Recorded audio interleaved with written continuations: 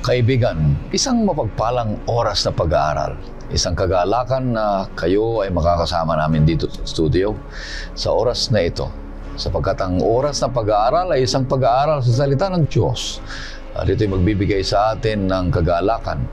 Maliliwanagan tayo patungkol sa salita ng Panginoong Diyos, mapahibayo ang ating pananampalataya sa Kanya at maligaya tayong naglilingkod sa Kanyang banal na gawain habang tayo ay naghihintay sa malapit na pagdating ng ating Panginoong Hesus. Kaya ito po ang iyong lingkod, Pastor Ray Urbi, bilang facilitator sa ating pag-aaral ngayong oras na ito. Binabati kong lahat ng mga viewers natin sa buong Luzon, Visayas at Mindanao at sa buong mundo. Ganon din ang mga nakikinig sa AWR 360. Purihin natin ang Panginoon Diyos. Dalangin namin na patuloy kayong pagpapalain ng ating Panginoon Diyos na Siya ang may-ari at may-akda ng ating buhay. Maraming salamat sa mga nagsusulat dyan sa comment section natin. Kayo'y talagang masisipag. Purihin ang Panginoon. Isa ko yan na tinitingnan at nila-likes. Mahigit 100, 200 ang mga nagko-comment dyan bago dumating ang weekend at ang araw ng Sabat. Kaya ito'y patuloy niyong ibabahagi. At sasabihin ninyo, isulat nyo dyan kung saan kayo tagaraan para malaman namin kung saan nakakarating ang programang ito. Na patuloy namin kayong idinadalangin na palakasin ng ating Panginoong Diyos. Kaya ang ating mga kasama dito sa studio ay patuloy na ang mga butihing pastor na kamanggagawa ng ating Panginoong Diyos sa kanyang bukirin. Una dito ay si Pastor Lito Cadaw. Siya po ang ating isa sa mga guro sa School of Theology sa Adventist University of the Philippines. Kumusta kayo, Pastor Lito? Mabuti naman, Pastor Urbi. At sa atin pong mga palagiang tumatangkilik sa palatuntunang ito ng oras ng pag-aaral, saan man kayo naroroon, kayo po aming pinapasalamatan at kinikilala ang patuloy niyong pagsubaybay. Pagbati po galing sa AUP College of Theology. At kung meron kayong mga anak na nagpapanukalang mag-aral at nais maging pastor, ay inyo pong lalong i-motivate at italaga sa Panginoon na sila ay maging lingkod niya. Yan. Purihin ng Panginoong Diyos. Ang pangalawang makasama natin dito ay si Pastor Ray Salo. Siya po ang Behavioral Formation Officer ng Manila Adventist College. At siya rin ang Executive Director ng Asia Association of Clinical Pastoral Education. Kumusta kayo, Pastor Salo? Mabuti naman, Pastor Rompi, at maraming salamat sa ating mga taga-subaybay at patuloy po na pagbati mula sa Manila Adventist College at sa ating buhatan sa Asia Association for Clinical Pastoral Education.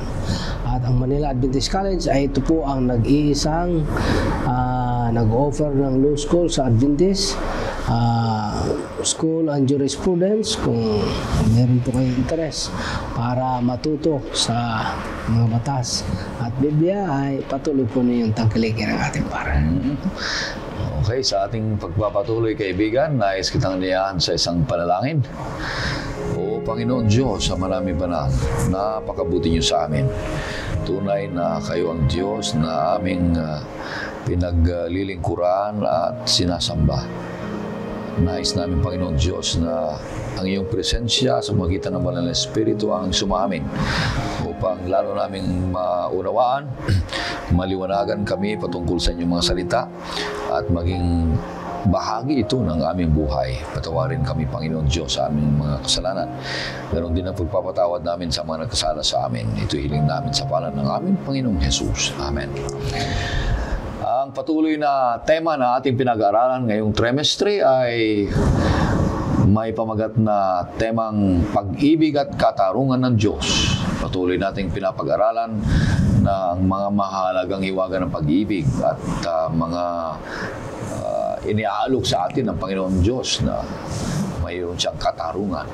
At patuloy nating naiintindihan kung ano ibig sabihin ng katarungan at ganoon din ang malalim pa na pag-ibig ng ating Panginoong Diyos. Kaakibat dito ang malayang desisyon o kaya kalayaang mag-desisyon sa sarili para sa ating Panginoong Diyos. Na patuloy naming dinadalangin namin kayo, na patuloy kayong iibig sa ating Panginoong Diyos at maglilingkod sa Kanya. Ang ating pangsampuna na paksa na pag-aaralan ngayong linggo ay may pamagat na mga panuntunan ng tunggalian, rules of engagement. At ang talatang sauluhin na matatagpuan sa 1 Juan 3, versikulo 8. Sabi dito, ang patuloy na gumagawa ng kasalanan ay sa dyablo, sapagkat buhat pa sa pasimula ay nagkakasala na ang dyablo. Dahil dito, nahayag ang anak ng Diyos upang wasakin ang mga gawa ng dyablo. Napakaganda. Patuloy na pinapag-aralan natin na ang pagbuo natin ng ating leksyon ngayon ay buuin natin ng 3 punto na nag-umpisa sa letter D. Ang una dito ay paliwanag sa atin ni Pastor Salo, divine delimitation. Pangalawa ay si Pastor Lito. Ang ibig sabihin nito, pangalawa ay letter D ulit, demonic dominion. Ang pangatlo ay demonstrative testing. Paliwanag mo sa atin, Pastor Salo, ang ibig sabihin nito, at saka may kunting papunta sa galing sa ating leksyon. Pastor Salo. Maraming salamat, Pastor Ruby. Ato munang ikukunik ang ating lesson ngayong linggo sa lesson natin nung nakaraan. The cosmic conflict. Ngayon, ang connection nito, mga taga-subaybay, sa ating lesson ngayon, rules of engagement. Una, kailangan tandaan natin na itong tunggalian is the cosmic controversy. Na ang tunggalian na to ay tunggalian ng hindi to independent powers, kundi tunggalian siya ng isang supernatural power at isa namang nag-rebuild sa supernatural power. So, hindi ito magka-equal na power. Kundi yung isa ay power ng creator, ang isa naman ay power ng creation. Now, God is the creator, the evil is a result of the rebellion of the perfect creation of God, which in the person of Lucifer. Ngayon, sa engagement, may mga rules. Now, ang una dito, makikita natin yung love-based government. A government based on love. And then pangalawa, yung limitation na ibinigay ng Panginoon sa kanyang sarili, sapagkat para maging patas, may limitasyon din kasi ang katunggalian na yun ng kaaway. Okay, yan po ang connection. So sa cosmic conflict na ito, ano ba ang rules of engagement? Dito tayo una. Una, kailangan nating tingnan na ang ating Panginoon ay unlimited. However, ngunit, naglagay siya ng limitasyon sa kanyang sarili. Sa engagement, sa cosmic conflict na ito. Kasi, magre-reklamo sa Satanas, wala akong kalaban-laban rito. Creation lang ako eh. So, meron siyang binigay na limitasyon sa kanyang sarili. At nung una nga doon, napag-usapan na natin nung nakaraang linggo, 2 linggo nga, in fact, sa ating lesson, na kailanman ang ating Panginoon Diyos, ang ating Diyos ay hindi niya pangungunahan at panghimasukan ang ating kalayaan sa pagpili. Now, ano ngayon ang limitation? Ito'y dinidemonstrate sa talata na sa buong kwento ng aklat ni Job. Tingnan nga po natin, Pastor Orby, ang nakatala sa Job 1:12. At sinabi ng Panginoon kay Satanas, ang lahat ng pag-aari niya ay nasa iyong kapangyarihan, subalit huwag mo lamang siyang pagbubuhatan ng iyong kamay. Sa gayoy, umalis si Satanas sa harapan ng Panginoon. Okay. So may limitation. Punta naman tayo sa Kapitulo 2, versikulo 6 para isahin na natin ang pag-explain. At sinabi ng Panginoon kay Satanas, siya ay nasa iyong kamay. Ingatan mo lamang ang kanyang buhay. So diyan makikita natin, mga minamahal na taga-subaybay, na ito, kailangan natin makita na yung pangyari kay Job, yun ay a cosmic conflict demonstrated in a nutshell in the life of Job. Na ito ay hindi alam ni Job na siya para ay sentro nung tunggalian na ito. Hindi niya alam. Ang alam niya talaga ay Panginoon lahat. Hindi niya alam na meron palang kaaway dito. Oo. Ngayon, makikita natin na pinahintulutan ng Diyos. Ang una, sabi niya, sige, property lang ang itouch mo. Sapagkat sa ating batas nga, meron niyang tinatawag na sequence of important. Yung tinatawag na life, liberty, and property. Ang pinakataas yung life. Sunod, liberty, kalayaan. Sunod, property. Now ngayon, ang ating Panginoon Hesus, pinahintulutan niya Satanas, hanggang property ka lang. Sa akin ang property buhay. lang muna. Huwag mong pakialaman ang buhay. Ngayon, susunod, sabi ni Satanas, binigyan mo kasi ng maraming property, kaya naglilingkod sa'yo. O sige, pero pagka challenge pa yan, kung titingnan natin, pagka tinouch mo ng personal life niya, wala na yan. Sabi niya, sige, itouch mo, pero huwag mong galawin ang buhay. Pero ang buhay ng mga mahal sa buhay ay ginalaw, di ba? Pero alam natin dito mga minamahal, na kahit anong nangyari kay Job, hindi pa rin siya nagkasala. Hindi pa rin siya nagkasala. Bakit? Hindi natinag ang kanyang pananampalataya sa Diyos. Ano bang ibig sabihin noon?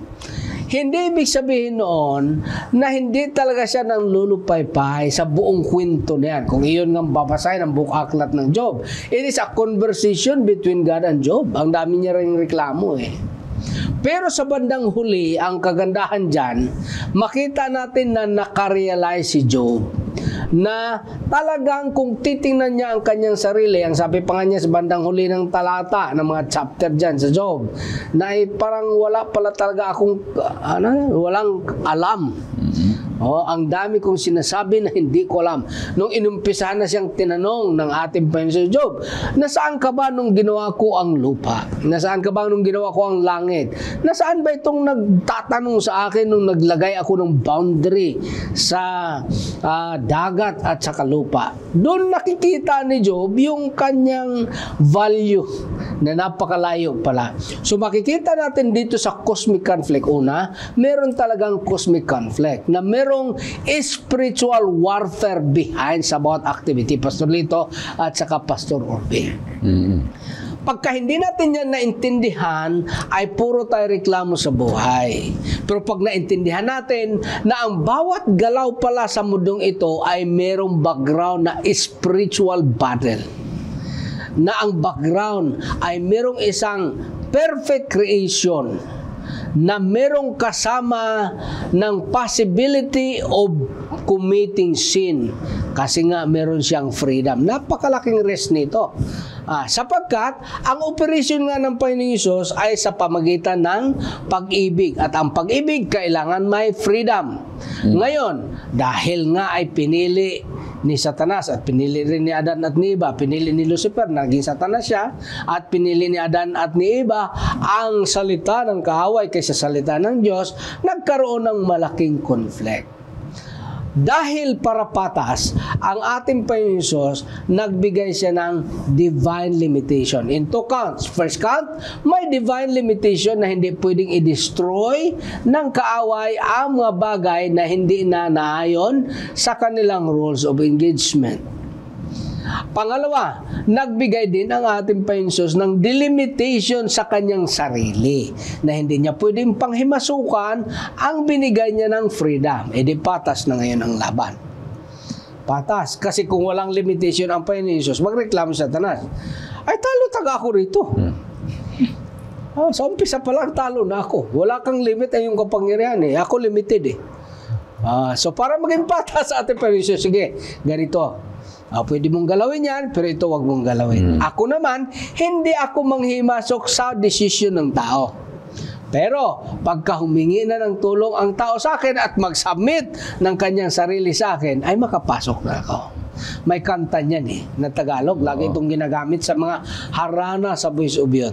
Yung kanta ba, Pastor Lito, Pastor Orbe, alam ba yung kantang Sa Pinto ng Puso? Naroon si Jesus. Tuloy mo na, mas magandang boses mo. Kamay na may butas. Kamay na. Diba? Dito, pinapakita ng ating Panginoon Hesus ay napakalaki ng pagpahalaga doon sa delimitation na kanyang binigay sa kanyang sarili, na hindi niya rin pwede yung i-violate.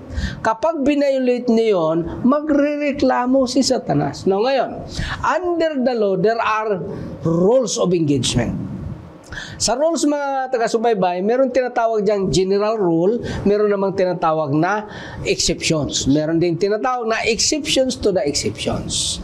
Now, sa international law, meron din diyang mga tinatawag na agreements. Kaya meron tayong mga tinatawag na treaty sa bawat bansa. At ang treaty na ito, kahit sa war, may tinatawag na rules of engagement din. So, ang treaty na ito na pinirmahan ng iba't ibang mga bansa, kailangan hindi mo pwedeng suwahin.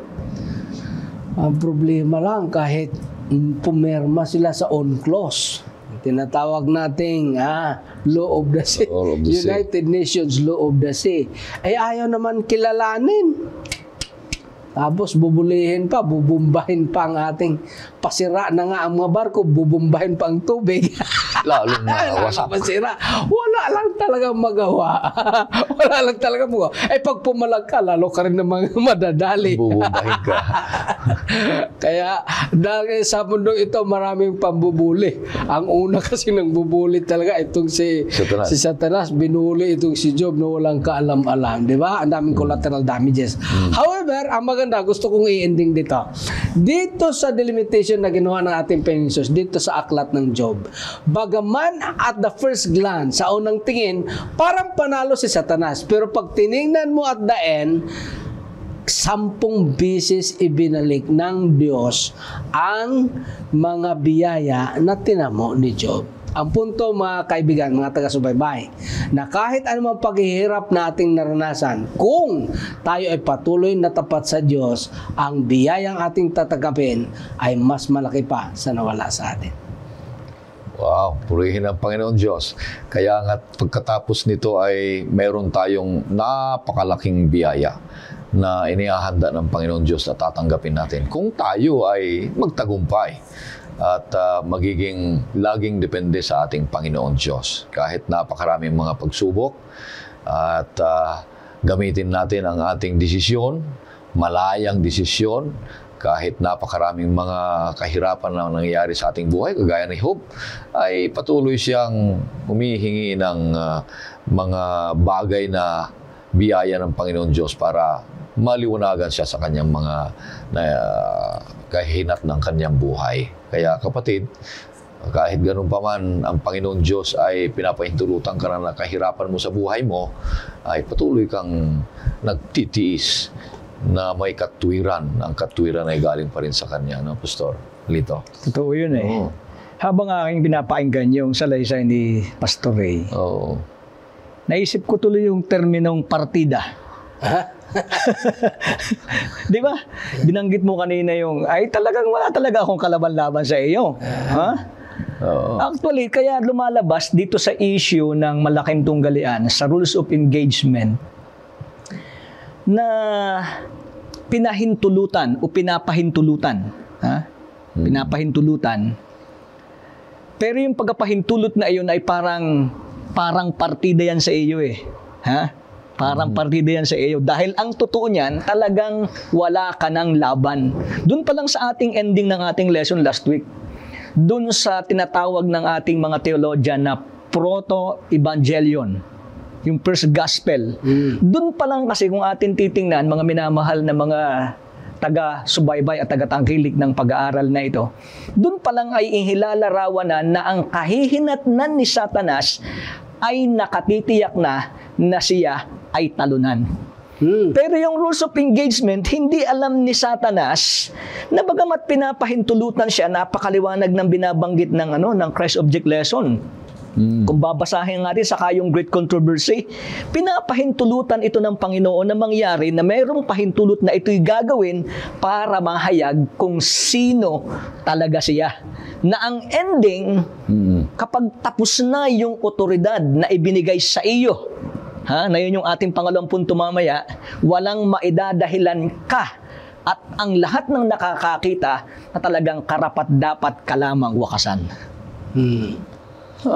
Matindi. Tindi yun. Ito yung tinatawag na, merong tinatawag na due process of law. Meron din naman sa ating Constitution na equal protection clause. Ibig sabihin nun, equal protection. Dito si Satanas, binigyan siya ng opportunity again to have a fair trial. Patas na trial.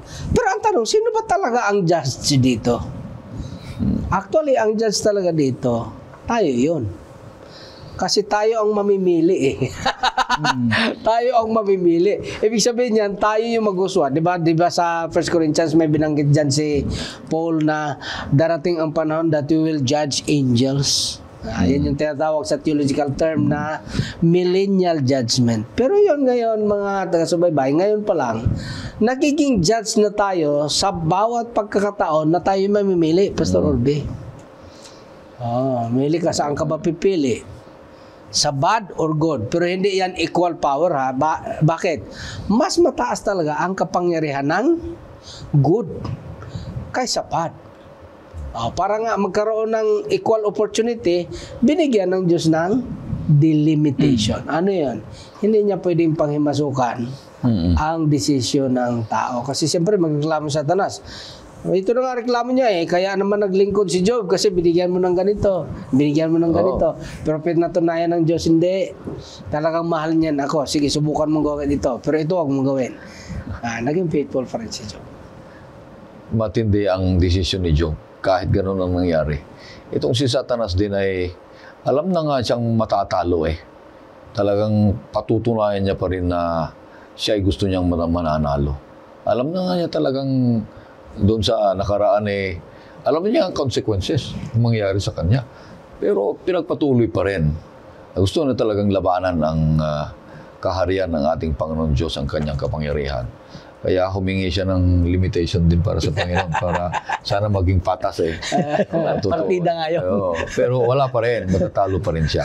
Kaya pasalamat tayo sa Panginoon.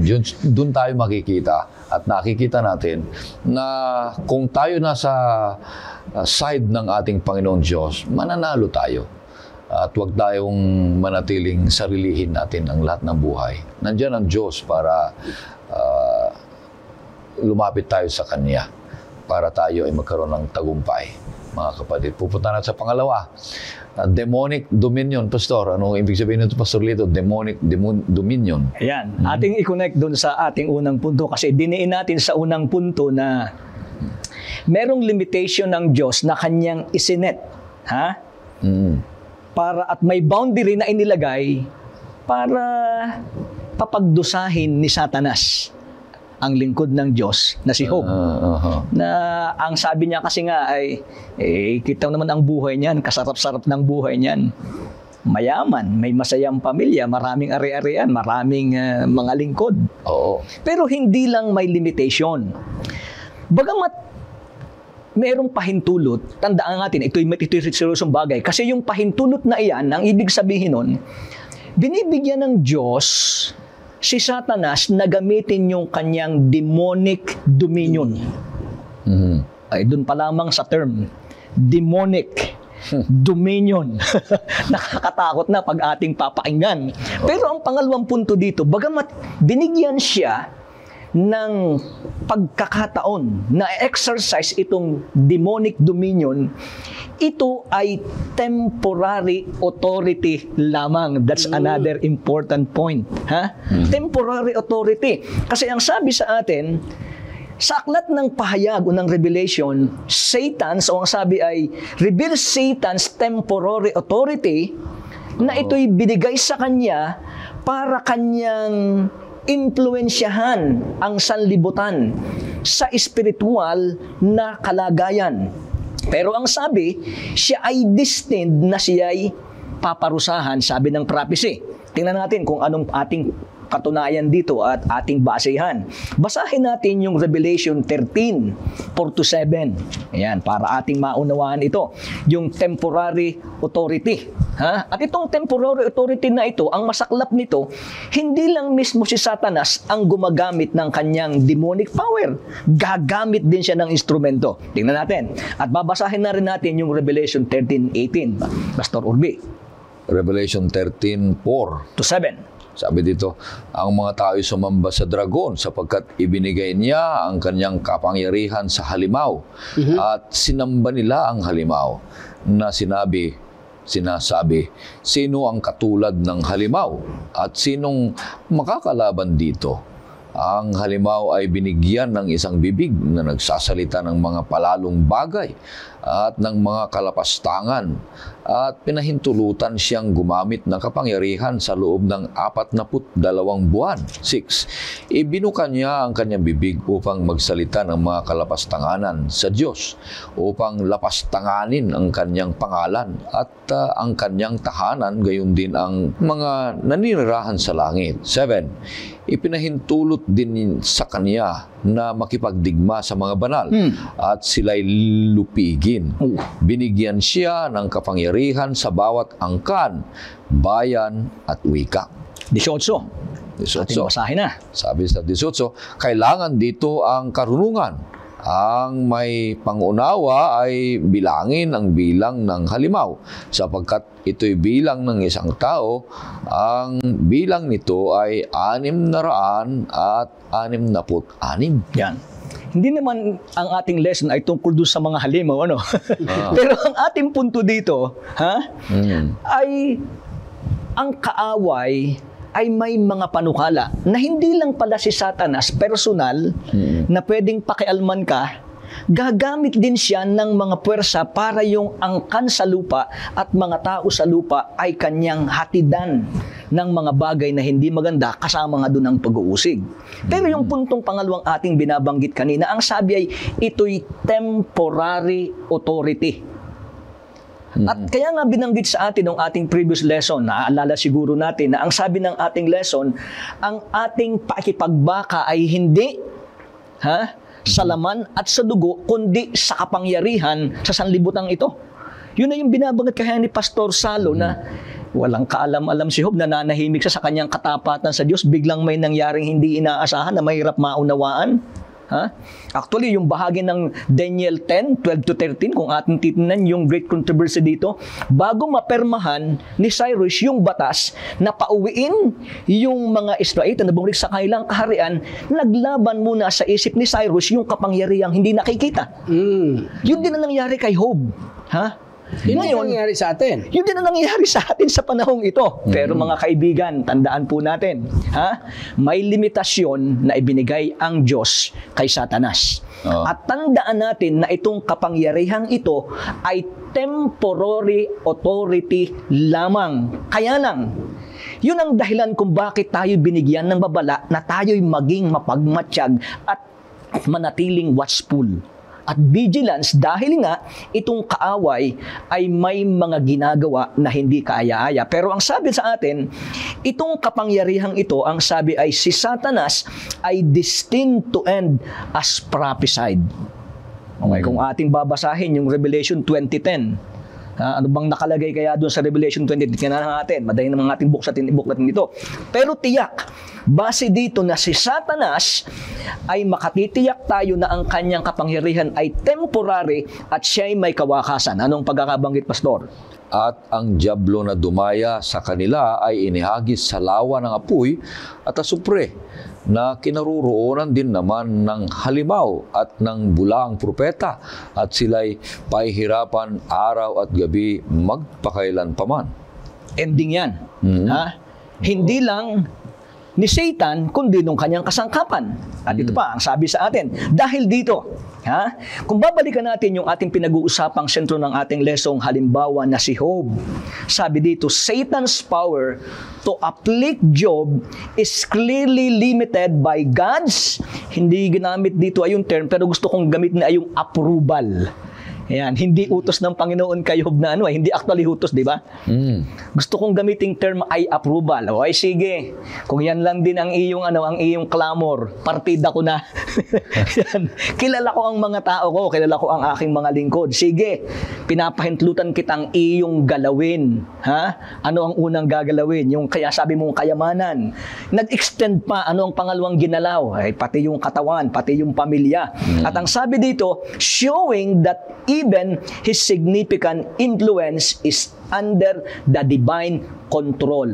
Mga kaibigan, bilang application po, ano man po ang nangyayari sa atin, sa ating buhay mananampalataya. mahirap mang ipaliwanag kagaya po ng karanasan ni Job. Kahit nga po yung parabola ng wheat and tares, sabi ng lingkod, ay di po ba naman at ang inihasik ninyo ay pawang mabuting binhi lamang. Bakit may mga ganitong masamang damo? Totoo. Ay di ba't iniisip naman natin minsan na ang buhay ng pananampalataya ay hindi po iyan bed of roses. Ha? Dahil ang nakatitiyak po tayo sa Biblia nga talagang may kaaway. Idinidiin po yan ng ating lesson na itong kaaway na ito sa rules of engagement ay pinapahintulutan ng Panginoon. Pero ang kanyang authority ay pansamantala. At ang hindi po natin maikakaila dito, tayo'y kasangkot katulad ni Job. Kasali tayo. At ang pangunahing target ng kaaway, ay hindi mo naman tatargetin yung sa iyo na. Ikaw nga, Pastor Urbe, halimbawa, ikaw ay merong kaaway. Kasama ko na nga. Ay, kasama ko nga to, yung aking aawayin pa, kakampi ko na. Oo. Dami ang kaaway mo. Ay ngayon, itong si Satanas, ang kanyang pangunahing target ay wasakin at sirain ang nasa ating Panginoon. So, hindi po tayo nagtuturo ng anong tawag dyan, prosperity gospel. Na pagka ikay nakakristo'y sagana. Bagamat pwede naman talaga tayong pasaganain ng Panginoon. Pero ang ibig sabihin po ng ating pagbabakang Kristiyano at paglalakbay Kristiyano, bagamat nais ng Diyos na meron tayong maaluwan, masayang buhay, pero tandaan po natin may kaaway. Ang kaaway ay walang ibang ninanais kundi sirain ang lingkod ng Diyos. Bagamat may limit, pero yung limit na ito, tandaan po natin, bagamat may limit, ang dominion po ni Satanas ay demonic. Minsan may nagtanong sa akin tungkol sa existence ng Diyos. Ay nagsimula akong magkwento at akin siyang tinanong tungkol dun sa mga supernatural power na kakaiba, yung may mga proseso ng demonyo at may mga kung anong mga kapangyarihang hindi maipaliwanag. Sabi ko, nakakita ka ba ng ganyan? Ay oo daw. O sabi ko, naniniwala ka palang may demonyo, ba't di ka maniwalang may Diyos? O ay ngayon po mga kapatid, mga kaibigan, magandang isipin na ito'y temporary, limited, at ang Diyos ang may final say. Oo. Napakaganda itong pangalawang punto. Ang Panginoon Diyos ay pinahintulutan ni Satanas na siya ay mayroong karapatan o dominion sa ating buhay. Kaya mag-ingat tayo dyan, mga kapatid. Pag nanukso na ang kaaway at pinapasok na natin, ayan na, dominion na ang kaaway sa ating buhay, mga kapatid. Kaya mag-ingat tayo dyan. Meron pala itong temporal authority. No? Hindi na nga lang ito demonic eh. Oh. Satanic. Ito yung demonic. Ito yung mga demons niya. Okay. So ito, pero kahit kaanong ang makita diyang magandang ating tandaan, kahit gaano man kahirap yan, una, hindi yan pwede mag-cross boundary. Pangalawa, temporaryo yan. So yun yung dalawa. Hindi yan pwedeng mag-cross boundary. Ibig sabihin, may nakabantay din sa iyo. May nakabantay sa'yo. Mas marami ang anghel ng Panginoon eh. 1/3 lang yung kay Satanas eh. Pinagmamasdan ka pa rin. Yung ang sa Panginoon mas marami. May, 'di ba, may kanta niya no. Makaalala ko ng mga kanta eh. Yung mga harana sa mga Boy Soviet, may nagmamahal sa iyo. Alam mo ba? 'Di ba? Meron talaga. So, ngayon yung mga nakakaisip ngayon na parang wala nang nagmamahal sa iyo, may nagmamahal pa rin sa iyo. Ang ating Panginoon. Kaya kung ikaw ay nasa gitna ng kahirapan, pag-uusig, mga talagay ito'y hindi mo na parang hindi kaya, alalahanin mo. Minsan yan ay isang paraan para ang Panginoon Diyos ay hinayaan niya muna na ang kaaway ay pinahihirapan ka, ay huwag kang manlupaypay, manatili kang tapat, matibay, manatili kang paibayuhin ang iyong relasyon sa Panginoon Diyos. Umaasa ka na hindi ka pababayaan dahil manghingi ka lang ng lakas galing sa Kanya. Huwag kang mag-isip ng mga bagay na nakakahina para sa iyo. Lumapit ka sa mga taong mapagkatiwalaan at manalangin ka sa ating Panginoon Diyos. Sa kabilang banda, Pastor, gusto ko lang balansehin ha. Totoo itong ating pinag-uusapan na si Satanas na may sa approval ng Panginoon ay pwedeng mag-cost ng ganito. Pero sa kabilang banda, para maging balanse, ang aklat po ng Malaking Tunggalian o Great Controversy ay nagpapahiwatig din na pwedeng gawin naman ng kaaway ay yung kabilang side. Kahirapan laban sa kasaganaan. Kasi nagsabi din ang Great Controversy na pwedeng tayong pagkalooban ng mga bagay na kakaibang uri ng privilege na ito ang maglalayo sa atin sa Diyos na sa bandang huli, ito ang sisira. Balanse tayo, Pastor. Ibig sabihin niya kasi, itong si Satanas, itong Satanas, gagamitin niyang lahat ng paraan. Kung saan ka doon, may kahinaan. Ibig sabihin, kung ang kahinaan mo dito sa material, bigyan ka niya ng material. Kung ang kahinaan mo dito ay sa ibang bagay, yan ang ibibigay niya sa'yo. Prestige. Siyempre matalino yan, Satanas. Ikaw na lang mag-siya. Kung ibibigay niya sa'yo, yung doon ka madadali. Hindi ka niya bibigyan doon sa hindi ka niya madadali. Tama yon. Kasi ganito, Pastor, bilang susug, ano? Kaya, kung ano yung wala sa'yo, yun ang pwedeng ibigay. Ay wala akong kahirapan. Si Job. Walang kahirapan si Job. Ang kailangan dyan, kahirapan. Ay wala naman akong kayamanan. Gusto mo ng kayamanan? Ay, sabi ng kaaway, teka, wala kang kayamanan? Akong bahala dyan. Akong bahala. Kita natin yun, ha?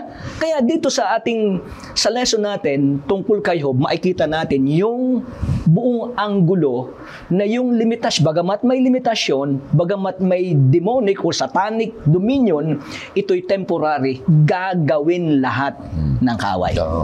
Ito, yung kwento nyo, property ni Job. Property. Pagkatapos, anak. Pagkatapos, katawan. Kaibigan. Ang pinakamalapit, yung asawa. Ay siya. Anong nangyari sa kanya? Anong sabi niya? Ako'y hubad. Na lumabas sa aking nanay, ako'y mamamatay din na wala. At maganda yung sinabi niyo na puro nagreklamo nga siya. Pero sumagot lang ang Panginoon ng tanong, tapos na.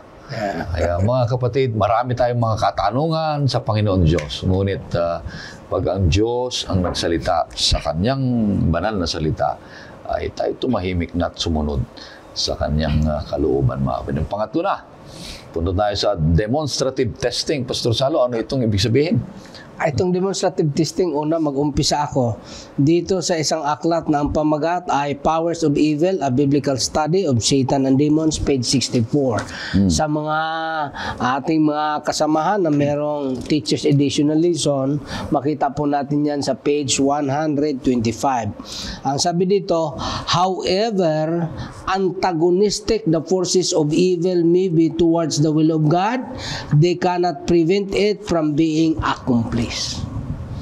Nung nasit na ang rules of engagement, kahit anong sama pa nung gagawin ni Satanas doon kay Job, hindi pwedeng pigilan ng Diyos. Bakit? May engagement na eh. May rules na eh. Hindi pwede niyang pigilan. Kaya ngayon, yung pinag-aralan natin kanina, itong si Satanas ay gagawin niya ang lahat kung anong wala tayo. Doon siya magbibigay. Sa example natin, si Job, meron siyang kayamanan. Ano namang wala sa kanya? Ito ang dito siya, ano ba yan sa salitang Tagalog? Dito siya dinali. Dinali yan sa barangay, sa Batangas eh. Dito siya dinali. Paano siya dinali? Dito sa Job 1:20 at 22. Hanggang 22. Tingnan mo daw, Pastor Orbe. Pagkatapos ay tumindig si Job, pinunit ang kanyang balabal. Inihitan ang kanyang ulo. Nagpatira pa sa lupa at sumamba. Sinabi niya, hubad akong lumabas sa sinapupunan ng aking ina at hubad akong babalik doon. Ang Panginoon ang nagbigay at ang Panginoon ang bumawi. Purihin ang pangalan ng Panginoon. Sa lahat ng tao ay hindi nagkasala si Job, ni pinaratangan man ng kasamaan ang Diyos. May 3 punto dyan na kong emphasize ha. Una, malaking bagay tayong advantage kumpara kay Job. Bakit? Alam natin ngayon na itong kasamaan ay hindi galing sa Diyos. Galing to sa kaaway. Siya noon, akala niya galing sa Diyos. Pangalawa, si Job, bagaman hindi niya alam at akala niya Diyos pa rin na may gawa, patuloy siyang nananampalataya. Pangatlo, si Job, wala siyang kahit anumang ikrinedit sa kanyang sarili. Ang sabi niya, hubad akong lumabas, hubad din akong babalik. Yun ang magandang leksyon na ma-pick up natin mga taga-subaybay. Na kung atin laging pananatiliin sa ating mga sarili, na wala naman talaga tayong atin except our sins, yun lang naman talaga ang atin, ay tayo kampante na magtitiwala pa rin sa ating Panginoon Hesus. Ano pa ang wala kay Job? Sa mga panahon na kagaya nito, sino ba ang gusto mo mag-support sa iyo? Siguro sa mga may asawa, ang inaasahan mo mag-support sa iyo, unang mag-support sa iyo ay yung asawa mo. Pero anong nangyari dito kay Job? Basahin mo na, Pastor Obe, 2:9 hanggang 10. Anong klaseng support ang binigay ng asawa ni Job sa kanya? Sa panahon ng kagaya nito, na napakalalim yung kanyang kahirapan. Hindi lang din naman siya, pati yung asawa niya. Siyempre nasaktan, nanay din yun ng mga anak niya. Anong sabi ng asawa niya? Pagkatapos ay sinabi ng kanyang asawa sa kanya, mananatili ka pa ba sa iyong katapatan? Sumpain mo ang Diyos at mamatay ka na. Ngunit sinabi niya sa kanya, nagsasalita kang gaya ng pagsasalita ng mga hangal na babae. Tatanggap lang ba tayo ng mabuti sa kamay ng Diyos at hindi tayo tatanggap ng masama? Sa lahat ng ito ay hindi nagkasala si Job sa pamamagitan ng kanyang mga labi. Bakit? Sa pamamagitan niya kanyang words. Bakit? Si Job kasi, bagaman akala niya Diyos pa rin ang magawa, pero matindi itong kanyang asawa. Sabi, i-curse mo ang Panginoon, tsaka mamatay ka na. Siguro expression din yun na isang nanay na nagdadalamhati din. Siyempre, nanay siya Akala niya kasi, akala ni Job at kanyang asawa, Panginoon pa rin ang may gawa. Ay, kahit naman siguro ako at kahit naman siguro sino sa atin, anong klaseng Diyos ito? Ganyan ba ang Diyos mo? Lagi ang napagbibintangan sa hospital Lalo pagka bumisit nga ay mga kasamahan natin na hindi naman nag-clinical training. Ang sasabihin kagad, plano yan ng Diyos. Plano ba talaga ng Diyos? Hindi yan plano ng Diyos. Plano yan ng kaaway na pinahintulutan ng Diyos. Pero ito ang nais kong idiin dito, Pastor. Punta ka sa Roma 8:18. Roma 8:18. Sa kabila ng mga ganitong kalagayan, itong nangyari kay Job, ito yung klase ng test na ang tawag natin demonstrative testing. I-demonstrate sa kwento ni Job ang kapangyarihan ng Diyos na siya pa rin ang may control over all, but He is not a controlling God. He is in control, but He is not controlling. Pero ito yung comfort na ibinibigay sa atin. At patuloy na magkukumport sa atin kung ito'y ating panghawakan. Roma 8:18. Itinuturing ko na ang pagtitiis sa panahong kasalukuyan ay hindi karapat-dapat may hambing sa kaluwalhatiang mahahayag sa atin. Ito ang isang teknik. Ito ang isang teknik. Sabi ni Apostol Paulos sa taga-Roma. Ano na siya nito? At the end of his life na siya nito Tinuturing niya na ang mga kahirapan sa ngayon ay mismatch sa salita ng mga kabataan. Mismatch kung ihambing ito sa privilege na aking tatanggapin sa katapusan. So ito yung frame of mind na hinihanda. Ito yung frame of mind na makakatulong sa atin.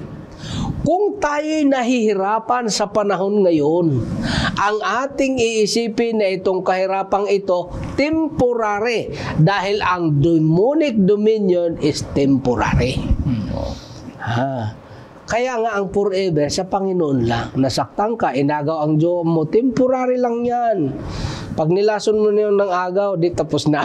Hindi naman ganon. Di ba? Ibig sabihin dito, nailagak natin sa kamay ng Diyos. Tutunin mo na. Ilagak natin sa kamay ng Diyos. Pero hindi rin naman ibig sabihin na magpapaabuso tayo. Kaya nga may mga batas tayong nagbabalanse.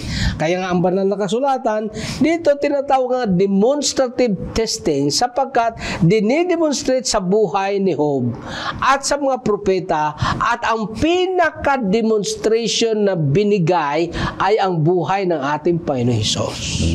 Wala nang iba diyang makakahigit pa. Didemonstrate ng ating Panginoon Hesus ang buhay at doon sa nakaraang lesson natin, ang sabi ng Panginoon, relax ka lang. Bakit? I already overcome the world. At anong context ng ating Panginoon Hesus nag-overcome the world? It is in the human context. Hindi yun in the divine context. Kundi it is a human context. Kaya ano ang imbitasyon sa atin? Anong imbitasyon sa atin? Ang imbitasyon sa atin na lumapit sa Kanya. Isuko ang ating mga ano bang pinapasuko ng ating Panginoon Hesus? Yung ating mga paghihirap, di ba? Yun ang Kanya, come unto me, those who are heavy laden, and I will give you rest. Ay, ang problema, kahit hirap na tayo, ayaw natin isuko eh. Kaya lalong nahihirapan. Hirap na hirap ka nga, yakap-yakap mo pa. Hirap ka na nga sa isa, magdagdag ka pa. Collateral. Talaga namang, ay, hindi ko na lang maintindihan. Hindi talaga maintindihan. Hirap na nga sa isa, magdagdag pa. Eh, di lalong nagulo ang buhay mo.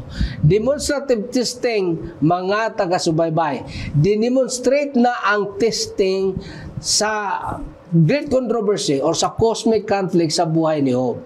Una, hindi plano ng Diyos na maghirap ang tao. Pinahintulutan ng Diyos. Pero sa kabilang banda, sa huling kapanahunan, siya pa rin ang mananaig. At para tayo ay makumport sa presenteng kalagayan, ang sabi ng Roma 18, na ang frame of mind natin na ito ay temporaryo lamang.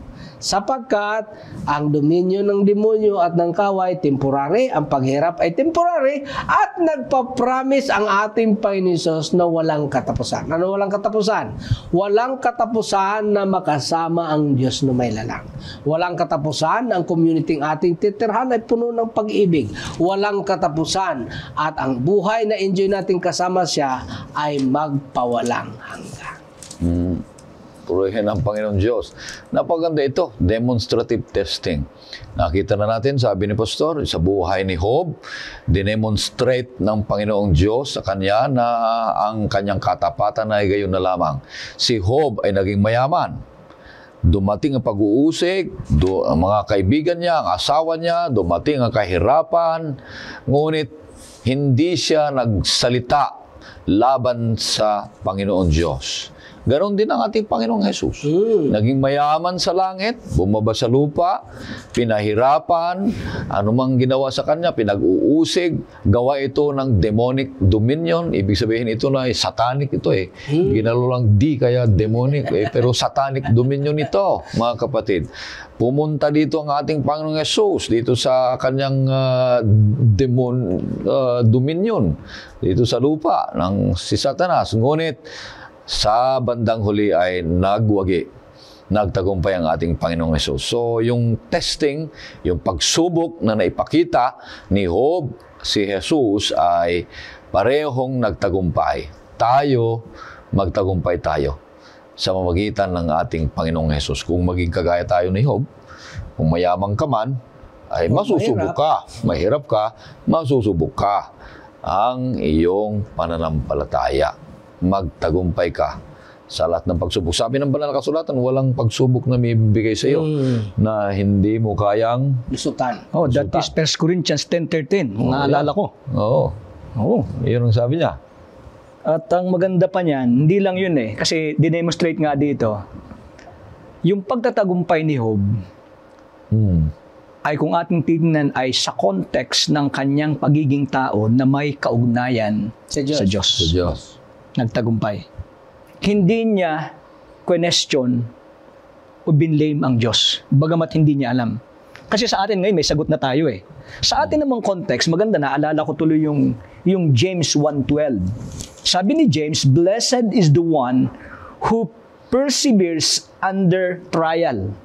Because having stood the tests, the person will receive the crown of life that the Lord has promised to those who love Him." Ano sa Tagalog, Pastor? Kung makikita mo. Pero maganda eh, simpleng-simple eh.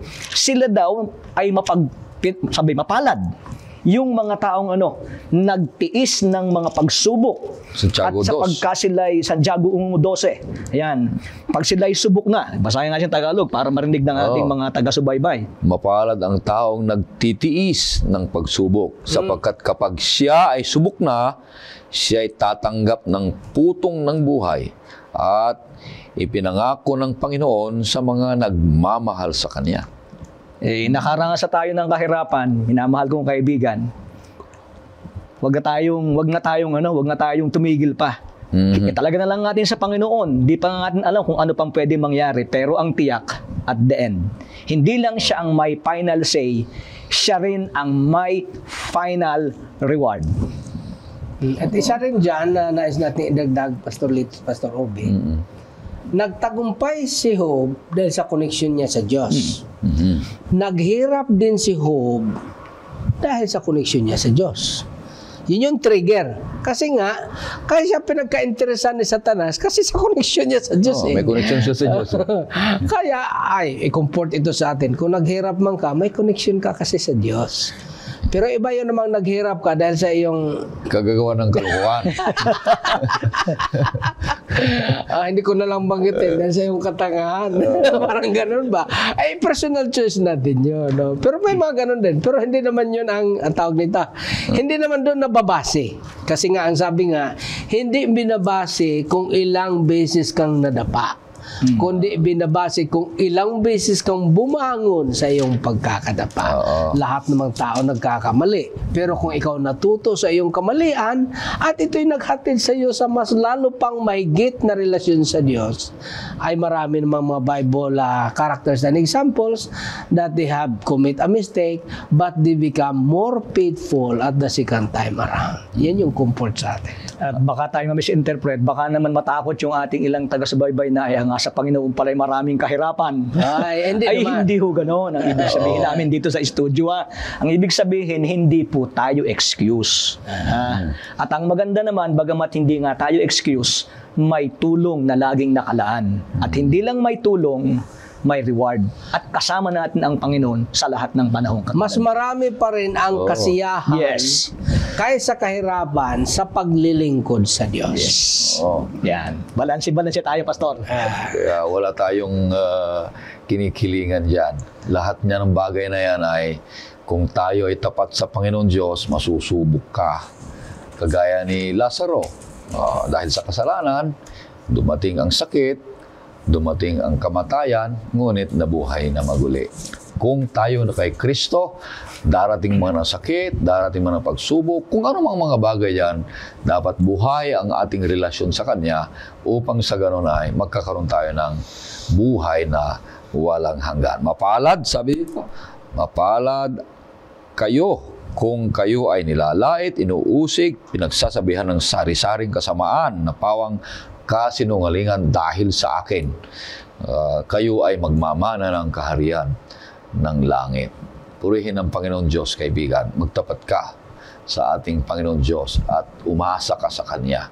Darating ang panahon, tatanggapin mo ang putong ng buhay, the crown of life na sinasabi dito na naghihintay para sa bawat isa sa atin. Kaya sa ating pagtatapos, at makakarinig tayo ng isang awitin. Pagkatapos ay hingin natin kay Pastor Lito ang isang panalangin.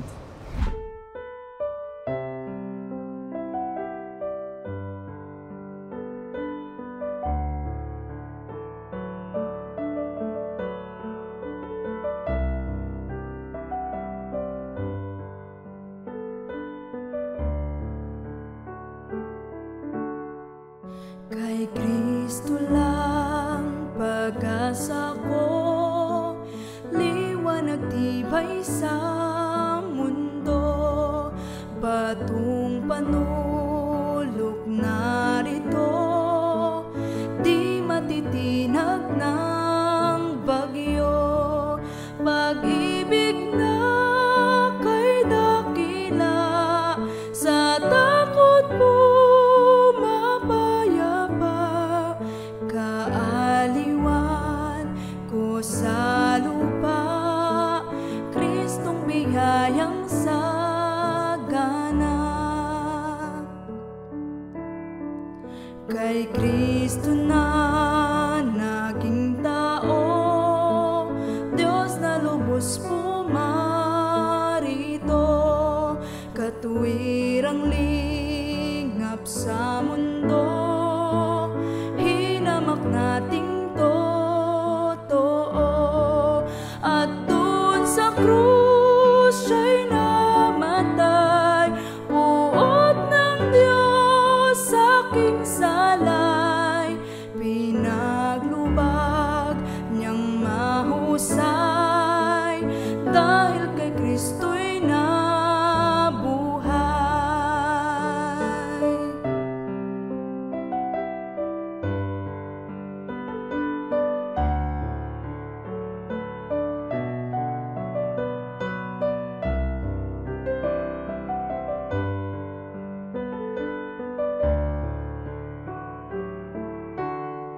Sa kuweba ay inilibing, ilaw nilagom ng dilim.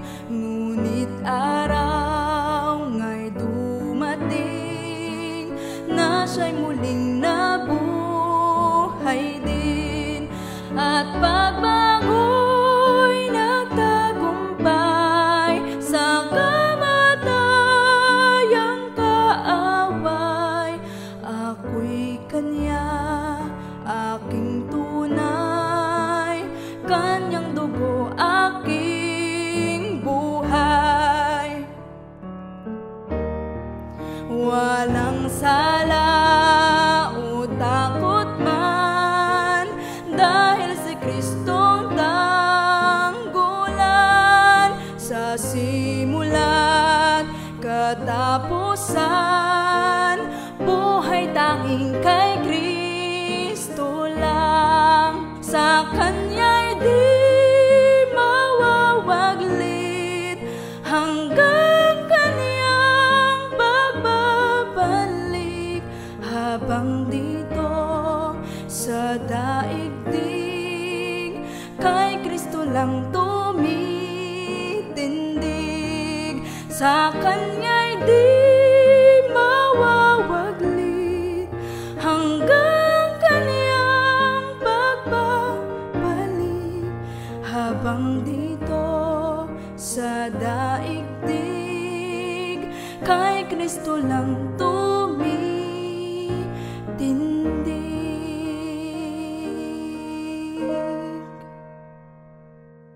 Tayo po'y manalangin. O Diyos, kami po'y labis-labis ang kagalakan, sapagkat naunawaan namin na ang tunggalian ng mabuti at masama. Bagamat kami nakasali at nakasangkot, alam namin na ikaw ang may kontrol. Na bagamat ang kaaway ay walang ibang nais kundi kami ay igupo, ilayo at wasakin. Subalit nariyan ka, hindi ka nagpapabaya. At ikaw na nakakaalam kung sino kami.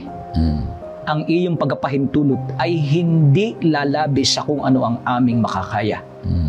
At sa panahon ng pangangailangang katulad nito, sa mahihirap na bahagi ng panahon ng buhay, ikaw ay nariyan. At hindi rin namin matatawaran ang tunay na kasiyahan ng buhay na na kay Kristo. Naroroon ang kakumpletuhan, naroroon ang kapayapaan, na sa anumang pangyayari sa buhay, panatag kami. Yes. Dahilan sa ikaw ay nariyan. Tumitingin din kami sa isang panahon na ang kaaway at ang kanyang inihasik na mga kahirapan at pagdurusa ay lahat ay pawang mga papawi at hahantong sa kawakasan, upang ang iyong mga lingkod naman, sapagkat ikaw ay Diyos ng katarungan at pag-ibig, ay makakapiling mo magpasawalang hanggan. Bigyan kami ng kapayapaan kasama ng aming mga taga-subaybay sa mahalagang palatuntunang ito. At tulungan kaming lalong magtiwala. Hawakan mo kami, Panginoon. Huwag mo kaming bibitawan. At lagi kaming kasihan ng banal na Espiritu upang lalo naman naming higpitan ang aming pananampalataya at panghahawak sa iyo. Sa iyo po namin inihahabilin ang aming pananampalataya at ang aming paglalakbay Kristiyano. Kinikilala ka namin na ikaw ang Diyos sa pangalan ni Jesus. Amen. Amen. Purihin ang Panginoon Diyos. Maraming salamat, kaibigan, sa patuloy mong pagsusubaybay sa programang Oras ng Pag-aaral. Ganon din ang mga sumusubaybay at nakikinig sa AWR 360. Mahal ka ng Diyos, kaibigan.